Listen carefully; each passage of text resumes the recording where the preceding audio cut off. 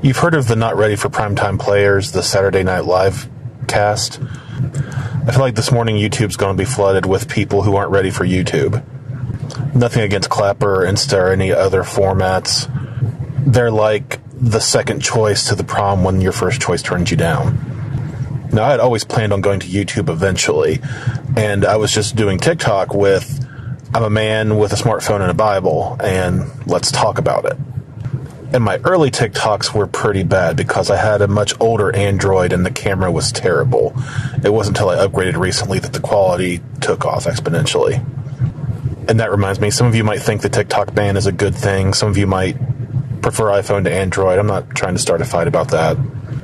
And one last thing I wanted to say, a lot of us thought that the app would not be available, the TikTok app would not be available in the store anymore. That means you would have like months on end that the app would still work, even if it was removed from the store and there were no further updates. None of us expected until the last few hours that it would go dark completely.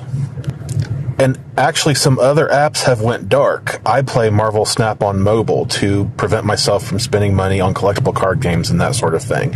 It scratches an itch to play a game and be strategic in some downtime. And I wake up this morning to find it's not accessible either. Not to be too nerdy, but it really is like Alderaan exploding in Star Wars. 170 million voices just went silent. And unless you went to Lemonade and have access, and I don't know if that's even possible now, if it's too late for that, cannot even open the app and look at anything and download anything. I know that could be changed, that could be rescinded. A lot of things could happen in the future. To me, it felt like a good time to move on from it regardless, so I'm not necessarily complaining for that regard.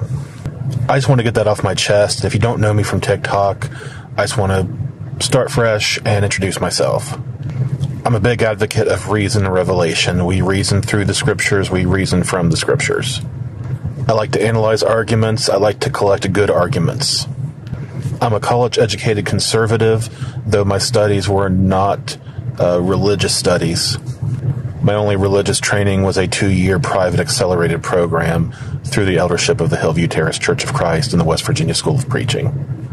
I lived for a great period of my life not having answers to the questions I had about the Bible and about the Christian religion, so I want to be a resource for anyone who wants to, in a safe place, ask any kind of question.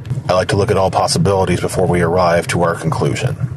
If you have any interest in those kind of discussions, then this might be something that you want to look at.